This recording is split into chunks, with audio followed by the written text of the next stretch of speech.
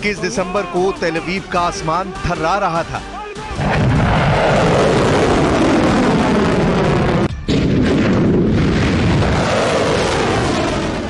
इक्कीस दिसंबर को इजराइल का खौफ देखिए, यमन से हुआ ये मिसाइल हमला देखिए।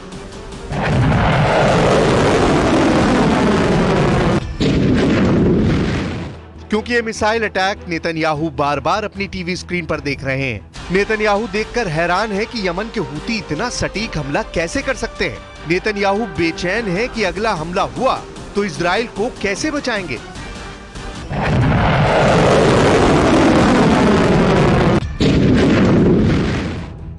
क्योंकि 21 दिसंबर को यमन के हूती ने तेल अवीव पर जिस मिसाइल से हमला किया, उसके आगे इजराइल का वर्ल्ड फेमस मिसाइल डिफेंस पूरी तरह फेल हो गया।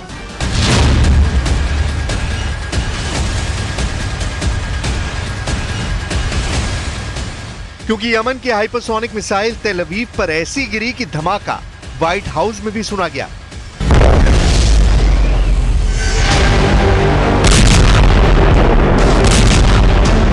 वो इसलिए क्योंकि इजराइल का नया डर 21 दिसंबर नहीं, अब 13 अप्रैल और 1 अक्टूबर वाला अटैक बनने जा रहा है।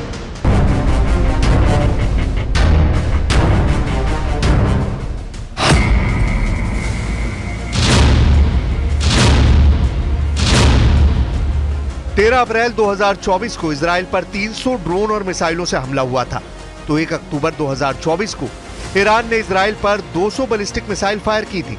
अमेरिका और इजराइल का नया डर यह है कि 13 अप्रैल को इजराइल का एयर डिफेंस जूझता हुआ नजर आया।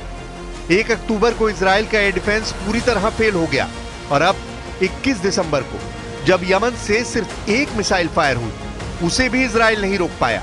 डर यह है कि ईरान ने 13 अप्रैल और 1 अक्टूबर को जो हमला किया, उससे सबक लेकर ईरान ने इजराइल के एयर डिफेंस और मिसाइल डिफेंस की पूरी जानकारी यमन के हूती लड़ाकों तक पहुंचा दी। यही वजह है कि जब यमन ने 21 दिसंबर वाला मिसाइल अटैक किया तो इजराइल का मिसाइल कवच यमन के हमले के आगे नाकाम हो गया।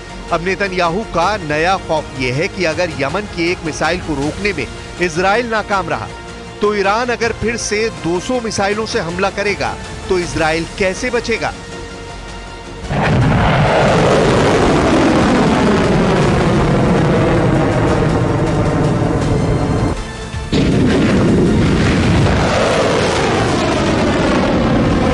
איננו מסירים את עינינו מאיראן שמאיימת להשמיד אותנו, ואנחנו נחושים למנוע מאיראן להשיג נשק גרעיני וגם נשק אחר שיכול לאיים על ערינו ועל יישובינו.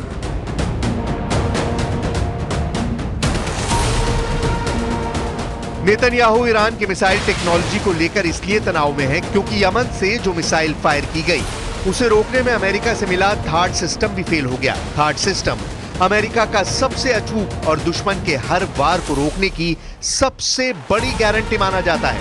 अमेरिका ने यह सिस्टम दुनिया के उन कोनों में तैनात किया हुआ है जहां उसे सबसे ज्यादा खतरा नजर आता है। इसलिए जब यमन की मिसाइल के आगे थार्ड फेल हो गया, यानी थार्ड भी इजराइल को नहीं बचा पाया, जब इजराइल का अपना arrow missile defence system fail हो गया, जब इजराइल का David sling air defence system नाकाम हो गया और जब इजराइल का मिस्टर भरोसेमंद आयरन डोम भी नाक रगड़ता हुआ नजर आया। डर है कि अगर ईरान ने सैकड़ों मिसाइल फिर से एक साथ फायर की तो दुनिया का कोई भी एयर डिफेंस सिस्टम इजराइल को नहीं बचा पाएगा। वो घुटनों के बल बैठने पर मजबूर हो जाएगा। ईरान बार बार बता रहा है कि उसकी मिसाइल पावर को हल्के में न लिया जाए क्योंकि वो इजराइल से बदला जरूर लेगा, इसमें कोई गुंजाइश नहीं है। ईरान ऑपरेशन ट्रू प्रॉमिस का तीसरा संस्करण बार बार रिलीज करने का दावा कर रहा है। नेतन्याहू और उनका वॉर कैबिनेट इसी खौफ को लेकर बहुत ज्यादा बेबस नजर आ रहा है। हालांकि ईरान ने भी कह दिया है कि यमन के हूती हो या हिजबुल्ला, वो उनकी मदद नहीं करता, उनकी अपनी ताकत है जिसके आगे इजराइल हारा हुआ नजर आने लगा है।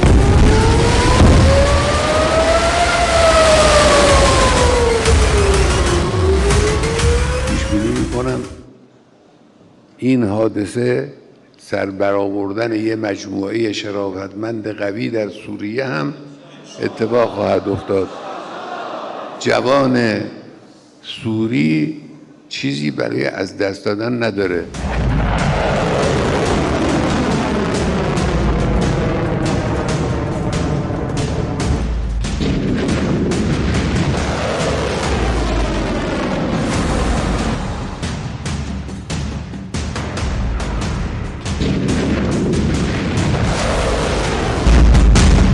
इसमें कोई शक नहीं कि अब तक इजराइल के एरो और आयरन डोम दुनिया में मशहूर हुए हैं। ये इजराइल के बहुत ही सटीक एयर डिफेंस सिस्टम माने जाते हैं। आयरन डोम ने अब तक हमास की तरफ से दागे हुए हजारों रॉकेटों को मार गिराया है, लेकिन उसके सामने अब बड़ी मिसाइलों का चैलेंज है, जो ईरान के पास भी है और यमन के हूती लड़ाकों के पास भी। जब से 21 दिसंबर वाले हमले ने इजराइल के मिसाइल डिफेंस को पंचर किया है, ईरान का हौसला भी बढ़ा है और यमन का जोश भी। दोनों के पास बैलिस्टिक मिसाइल है जो इजराइल को अपनी रेंज में रखती है।